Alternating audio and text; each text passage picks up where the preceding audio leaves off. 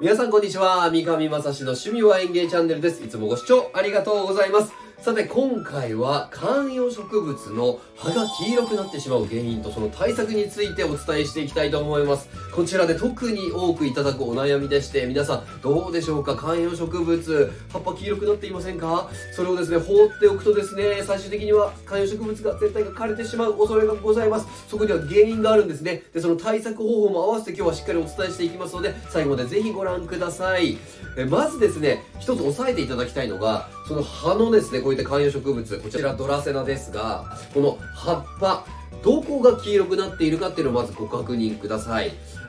下の方の葉っぱですね、一番この下の葉っぱ、それが黄色くなっているのであれば、問題ありません、基本的には。なぜかというと、観葉植物、上に伸びていきます。なので、新しい葉っぱって上に出るんですね。で、下の葉っぱが古い葉っぱなんですよ。この辺がね、古い葉っぱなわけです。で、古い葉っぱは当然お役御免。時期が来れば枯れていって新しい葉っぱに託すわけですね。なのでこのドラセナ、特にそうで見ていただくと、この節、たくさんできてますよね。ここもともと葉っぱがあったとこなんですよ。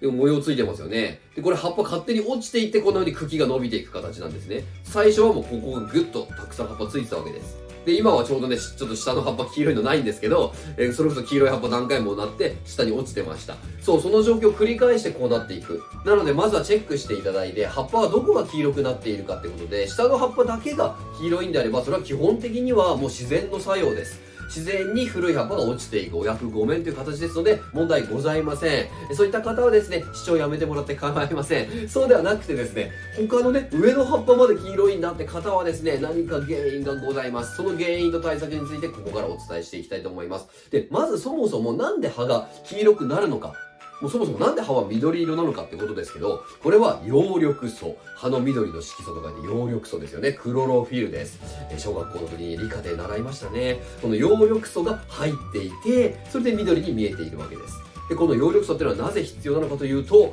植物といえば光合成ですよね。光を浴びて光合成して、その葉緑素に光が当たることによって、しっかりと生きるための栄養分を作り出している。光合成によってですね。それで生きてるわけです。お日様大事ってことですね。で、それが元気がなくなってくると、力がなくなってくると、その葉緑素もなくなってくるんですね。そのクロロフィル、葉緑素がなくなってくると、もともと葉っぱに他にも色素はあって、カロチノイドっていうね、黄色い色素があるんですよ。カロチノイドの黄色い色素が出てくるんで、黄色く見えるという形。この葉緑素がなくなっていってしまっているから、葉が黄色く見えているっていうことになります。そこには大きな原因があるので、その辺しっかり押さえていきましょう。皆さんね、どれに当てはまるかチェックしながらお聞きいただけたらと思います。まず一つ目は置き場所に原因があるかもしれません。置き場所と言いますと、まず日光ですね。日光が大切です。今言ったように、葉緑素は光合成するためにあるわけですよ。そもそも光がなかったら光合成できないので、葉緑素を減らしていっちゃうわけですね。葉緑素を作って葉緑素を保つってことだってですね、栄養を使うわけです。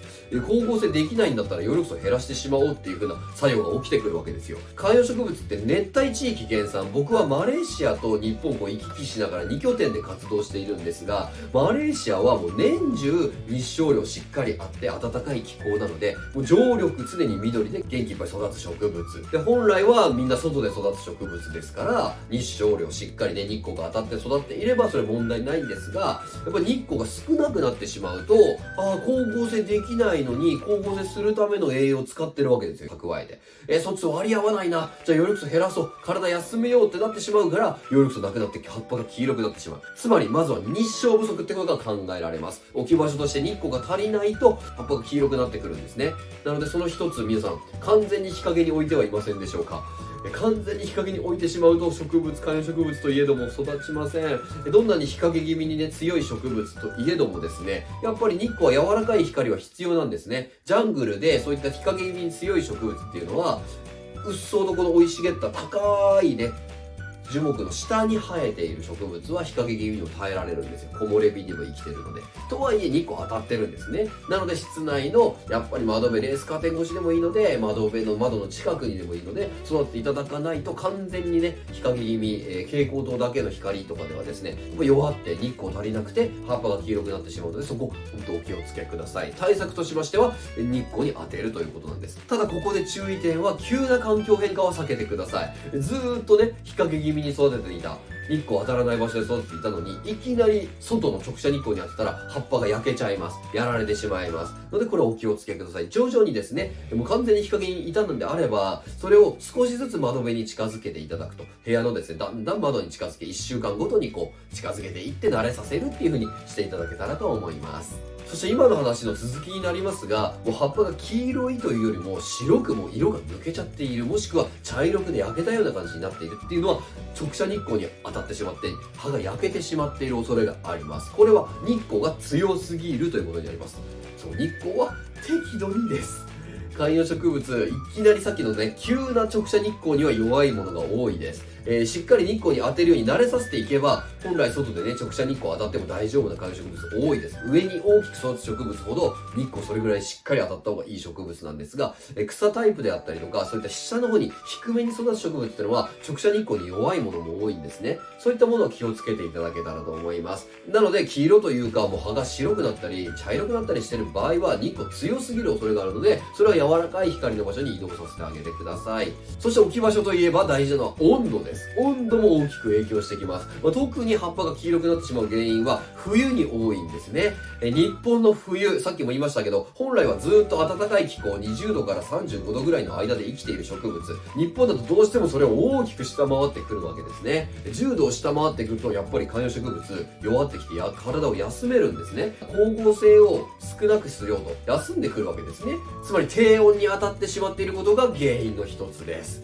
冬の寒さが原因で葉っぱが黄色くなるっていうことが多々起きることなので、それは本当お気をつけください。寒さ対策としましては、10度を下回ってきたら室内に取り込んでいただいて、窓辺にやっぱり日光大事ですから、冬場も窓辺に置いていただくんですけども、夜冬場特にね冷え込みますよね。で日光も夜ないですから、夜はちょっと手間かもしれませんが、室内の暖かい場所、なるべく中心の方などにですね移動させていただいて、ただ暖房に当たっちゃうとね乾燥しすぎてやられてしまう恐れが出てきますから、暖房にはね直接その風が当たらないような場所にしてください。で冬場もですね窓辺に置いて育てていただくんですが、その時にもですね簡易的でいいので防寒対策としまして、この鉢のところに二重鉢でもいいです。もう一つ周りね大きな鉢があれば、もう一つ鉢を重ねていただく。それだけでこのね土のこの根っこのところが冷え込んでやられてしまうって葉っぱが黄色くなっているっていうのも原因なので、この根を守ってあげるということで二重鉢ですね。で二重鉢でもいいですし、もしあればですね発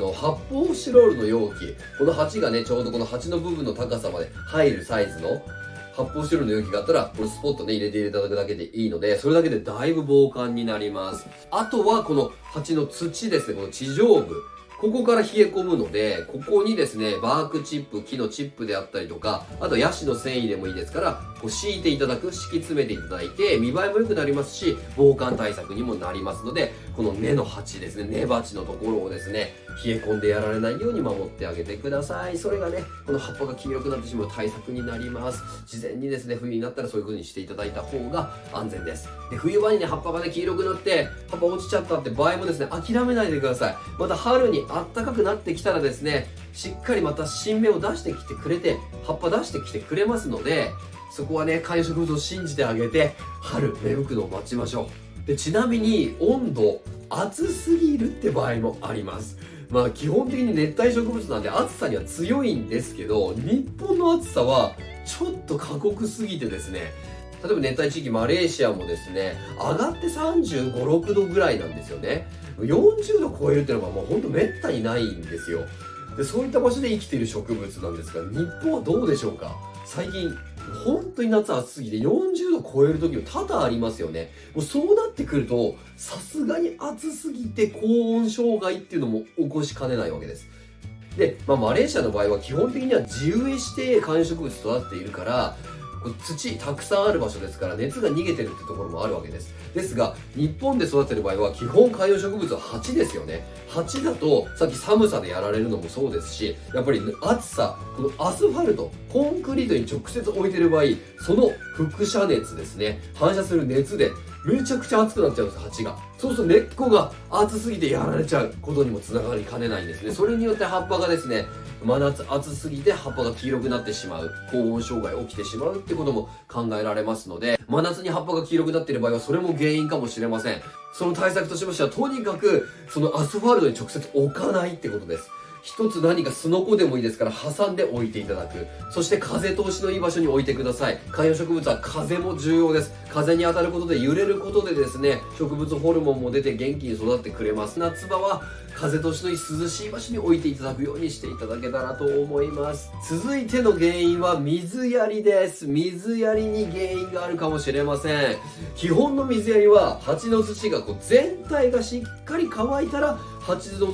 そこから流れ出るまでたっぷりと水をやるです。これは原産地はですね、マレーシアは特にカラッと晴れた時間があって一日の中で土砂降りの時間もあるんですね。もう今だともう夕方は必ずですね、スコールが起きるんですよ。でもそれって 1,2 時間しか続かなくて、その後はカラッと晴れて一日の中で晴れと雨の時間があるんですね。そういった風にメリハリがついてるんですね。だからしっかり乾いた時間があって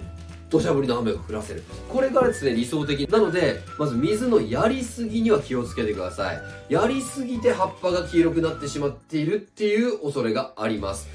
土がしっかりまだ乾いていないのに毎日ね、水を決まってたっぷりやってるんだっていう方、土湿ってるのに水をやるを繰り返してしまうと根が腐ってしまう、根腐れに陥ってしまっているかもしれないんですね。で、根が腐ってしまうともう植物はみんな根が全てですから、根がやられたら葉っぱに影響出てきます。根の後は葉っぱがやられてしまいます。つまり根っこが腐って葉っぱが光合成できない、力がないから、なんとか生き延びるために葉緑素を減らすってことで葉っぱが黄色くなっちゃうんですね。で、その結果どんどん枯れていって株全体が枯れてしまうってことになります。なので葉っぱが黄色くなってるのはそのサインかもしれません。毎日たっぷり水をやってるんだって方は根腐れを疑ってください。一回鉢から抜いていただいて、根がですね、もう腐ってると茶色くなったり黒ずんだりしてブニョブニョしてます。そういった場合は根腐れしてるんですね。そんな中でも全部そうではなくて、しっかり白っぽいですね、元気な根がですね、残っていれば大丈夫です。その古い腐った根っこはポロポロ落ちます。簡単に手でちぎれますから、それ取り除いていただいて、元気な根だけ残していただいて、もう一回植え直してください。この中に新しい土ですね、腐った根っこを落としていただいて、新しい土で植え直してください。それで OK です。で、あとは土が乾いたらたっぷり水やりっていうのを守っていただければ、ちゃんと新しい根っこまた出てきてくれて、で、復活してくれます。それが対処としてですね、やっていただけたらと思います。ただその作業はですね、春から秋の暖かい時期、特に真夏も避けた方がいいので、春か秋のですね、暖かい時期、生育適温、程よい暖かさの時にですね、やっていただくと株にダメージを受けずにですね、植え替えできますので、そのようにやっていただけたらと思います。そして水のやらなすぎも原因かもしれません。いやいや、水全然やってないよって方は、水やらなすぎて葉っぱが黄色くなってしまっている。観葉植物乾燥に強いといえども水は好きなんですよ。水大好きなので、やるときはたっぷりやらなきゃいけないんです。なのにね、もう2週間も3週間も水やってないって言ったら、もう干からびて、葉っぱがもう弱ってしまって水分がなくなってきて、干からびるように葉っぱが黄色くなっていって枯れていってしまっている。特に葉の先の方がですね、黄色くなってきているっていう場合は水が足りてない恐れがあるので、それは今言った水やりをしっかりやってください。で、水やりの方法についてはですね、こういった小さい鉢だったら持っていただければ乾いた時と水やった時の重さって全然違うんですね。で、時折持っていただいて乾いて軽くなったなって言ったら水たっぷりやっていただければ OK です。ただ大きな鉢の場合、ちょっと持ち上げるの大変だなって場合はですね、割り箸おすすめです。割り箸をですね、鉢の縁の方に刺していただいて、まだ土が湿ってたら割り箸も湿るんですよ。土くっついてくるんですね。で、それだったらまだ水やりやらなくていいと。それを何とかちょっと試していただいて、どのタイミングで乾くんだっていうのが分かってくるので、それをですね、季節ごとにちょっとチェックしていただいて、皆さんの環境でどれぐらいで乾くのかっていうのが、ちゃんと一回やれば分かりますから、で、それをメモしておいていただければ、皆様の環境でどれぐらいで乾くのかっていうのが分かるので、皆さんもマニュアルをね、作って水やりできるようになるので、詳しくはですね、別の動画も上げているので、そちらご覧いただけましたら幸いです。水やりはそんな風にやってください。続いて葉が黄色くなる原因は、肥料にあるかもしれません。肥料、まず、やっていないと、全然やっていないって方は肥料不足が原因で葉が黄色くなっている恐れがあります。観葉植物って肥料なくてもいいよねって思われてる方も多いんですけど、いや、肥料やっぱ必須なんですよ。長くね、大きく育っていくんならば肥料がないと弱って最終的に枯れてしまいます。原産地ですね、マレーシア見てみると、ジャングルの中で思いっきり元気いっぱい大きく育てる観葉植物、その自生地は観葉植物だけじゃなくて、動植物たちが一緒に生きてるんですね。そう、自然由来の肥料分がたくさん入った土、肥沃な土になってるんですよ。お食事中の方いらしたら申し訳ありません。動物の糞などですね、そういったもので堆肥になってるってことなんです。なので、肥沃な土地で生きてる肥料分があってこその観葉植物、元気に育つ姿ってことなので、この肥料を全くね、何年もやっていないって場合は、肥料不足で葉っぱが黄色くなってしまっている。つまり光合成する力、葉緑素をする力、肥料が足りない、栄養が足りないから、葉緑素が失われて葉っぱが枯れていってしまっているっていうことに繋がっている恐れがございますので、肥料やったことないよって方は肥料やってください。ただこれ大事なのが、肥料はたくさんやればいいってわけではありません。必ず規定量を守ってください。これもう一つ原因は、肥料やりすぎで葉っぱが黄色くなってしまっている恐れもあります。これはさっき言った葉焼けに近くて、今度は根っこが焼ける肥料焼け、根が焼けてしまってるんですね。光合成のさっき光の許容量もキャパシティオーバーだと葉っぱが焼けてしまうと言いました。同じように根っこの方もですね、キャパシティオーバーしてしまうと根っこが焼けてしまうんです。これ起きやすいのが日本の冬場なんですね。冬寒くて体休めるって言いました。そうすると水の吸い上げも弱くなります。さらに肥料の吸い上げも特に弱くなります。全く吸わないわけじゃないんですが、なかなか吸ってくれないんですね。冬場体休めてるから、極力なるべく吸い上げる力も弱めてるわけなんですね。肥料濃度濃いと漬物状態になってしまって、根っこが焼けてしまいます。根っこが焼けてしまうと当然葉っぱが黄色くなって全体枯れていってしまいますから、なので規定量と頻度っていうのを守ってやってください。で、肥料やるタイミングは春と秋です。真夏と冬の寒い時期は避けていただいて、春と秋にやっていただければ OK です。で、観葉植物用の肥料を選んでいただければ OK なんですが、悩んだらですね、観葉植物専用のボタナイスシリーズというものがございまして、悩んだらボタナイス。こちら、肥料もあります。はい、ボタナイスのこれ置くだけ簡単錠剤肥料ってものなんですね。これとっても簡単です。錠剤になっていて、その錠剤の粒をですね、このパッケージの裏にですね、鉢のサイズに合わせて何粒置いたらいいかって書いてくれてるので、それをですね、間を離して置いていただいて、あとは水やりとともに溶け出してじわじわ効いてくれる、緩やかに効くんで感光性の肥料って言われてます。こういったタイプ置くだけです。簡単です。でこれを春と秋にやっていただければ OK。ボタナイスに関しては1ヶ月間効き目があります。これもね、必ずパッケージに書いてますから、それぞれの肥料どれぐらい効くのか確認してください。この頻度と量を必ず守ってやっていただければ安心です。悩んだらボタナイスはすごくわかりやすくて安心して使えるのでおすすめでございます。で、多くはこの置き場水やり肥料の育て方のどれかに原因がね、あるかなって感じなんですけども、もうどれもしっかりやってるんだって場合は、最近急な環境変化していませんかね。置き場所を急に変えるってことですね。そういった環境変化は、やっぱりすぐに適応できないので葉っぱが黄色くなってしまう恐れがあります。先ほど申しましたように、ずっと日陰気味だったのに、急に直射日光に当てるだとか、暖かい場所にいたのに急に寒さに当てる。これ急なものって僕らも一緒ですよね。僕特にマレーシアと日本を行き来して、もうこの冬もですね、日本とマレーシア1週間ごとに行き来してたんですけども、